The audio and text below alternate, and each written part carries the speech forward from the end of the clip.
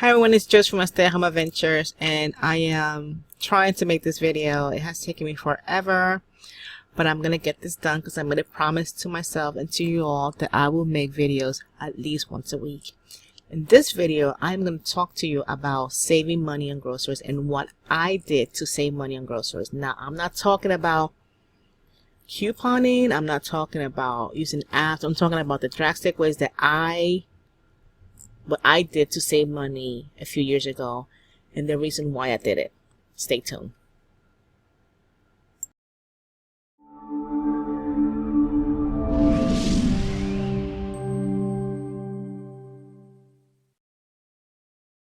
Alright, so now that I told you that I'm going to talk about how I saved money on groceries many years ago and the drastic things that I did, and it wasn't couponing, because couponing, the truth about couponing, when I use a coupon and stream couponing, I spend more money. I did.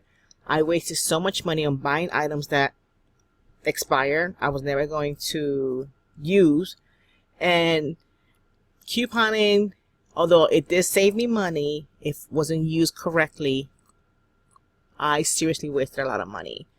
So that's why I'm careful with my wording, because even though coupons is good, extreme, it's dangerous. So a few years ago, when I first started taking care of my finances to pay all my debt and quit my job, I decided I was going to reduce my grocery bills. Now keep in mind, this was a few years ago. Things have changed, and I will talk about that later. But I went to extremes to save money, and those extremes do not include couponing. That was, I got wiser and smarter. Of course, when I shop and when I buy stuff, I meal plan, I check my inventory, I shop deals, I use apps if applicable. Not everything that I buy is available on Ibotta or any other app, but I still use it if I do, if it's a sale.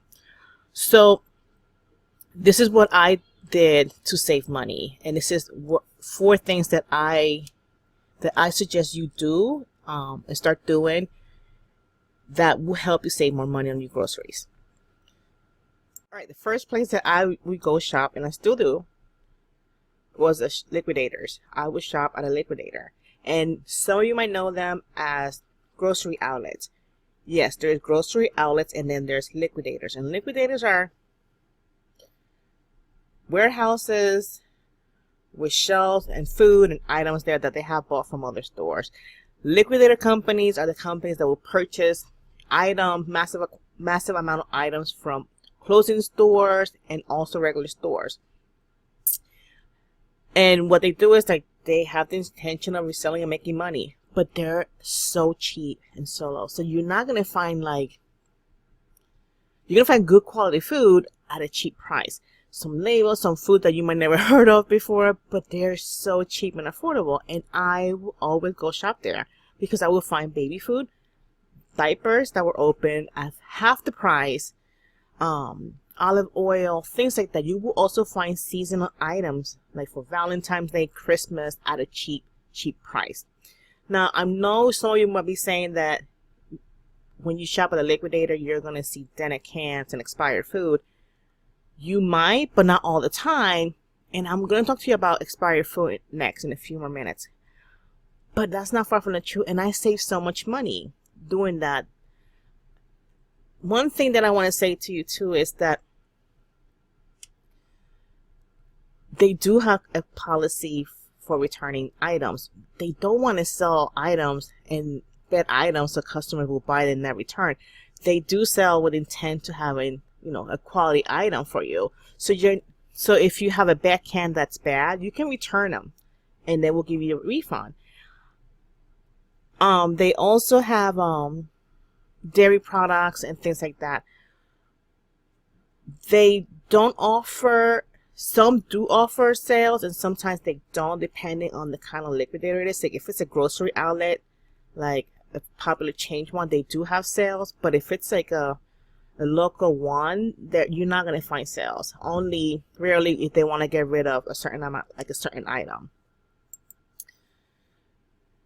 Again, the one thing I want to tell you is that they're not in the business to sell you junk, so they want to make sure that you come back as a happy customer. So make sure that you check them out, and also check the cans. I mean, everything's 100%, but I save so much money shopping at a liquidator, and I think that sometimes they get a bad name, but in reality they're really good and very affordable. So that was another way that I save money.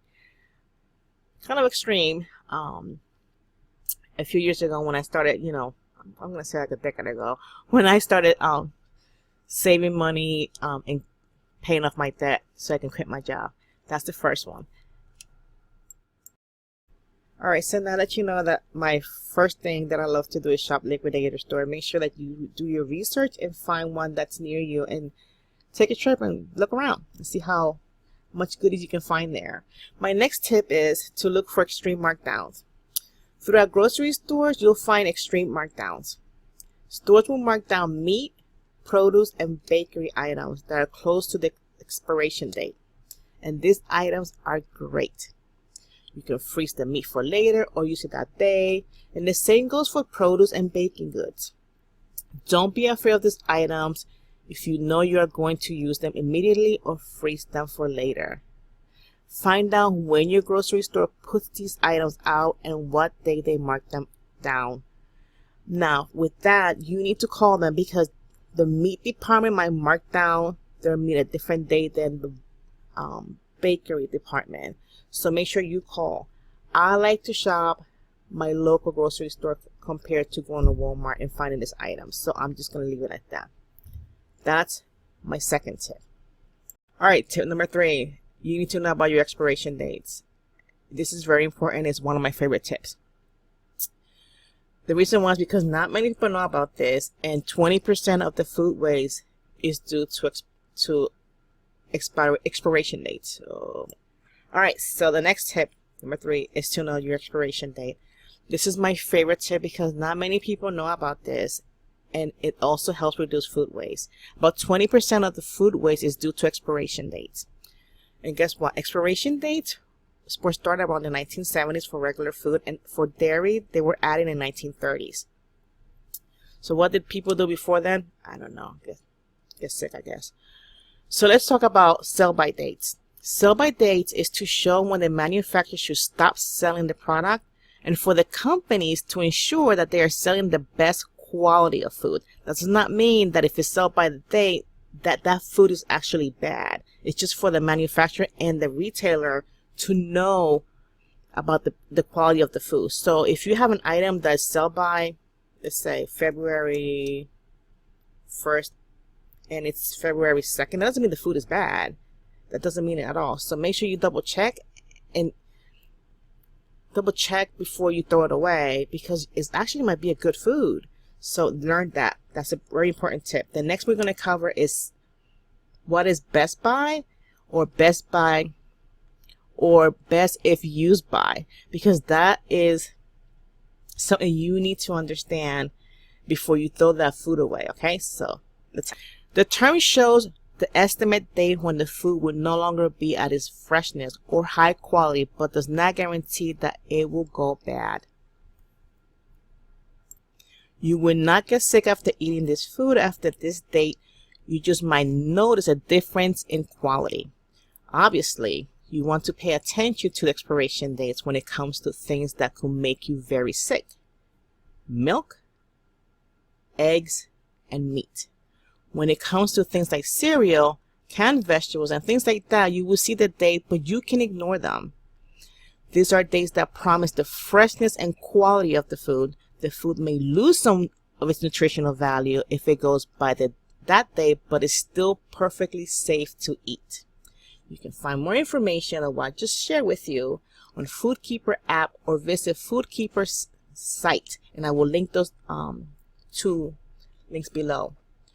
The next one is go beyond grocery stores. Last but not least, grocery stores aren't the only place to get food. A great example would be Dollar Tree. Many people think that Dollar Tree only has poor quality food, and this is far from wrong. Dollar Tree often gets its shipment from name brands. At the time of this article, the company has recently carried General Mills cereal, Pop-Tarts, Keebler produce, even vegetables, seafood, Cool Whip, you name it, the Dollar Tree will have it. So my conclusion to you is, when it comes to saving money on groceries, think beyond couponing, money-saving apps, and things like that. Go outside and look for things that people might not even be doing.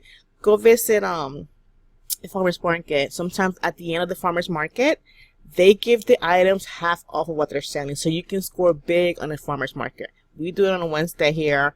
You can go around 4 o'clock and you can see the things being marked down, even half off, even 90% sometimes. So my suggestion to you is, when it comes to shopping for groceries, think outside of the box. I hope these tips help, and let me know if you have any questions. I'll see you next week.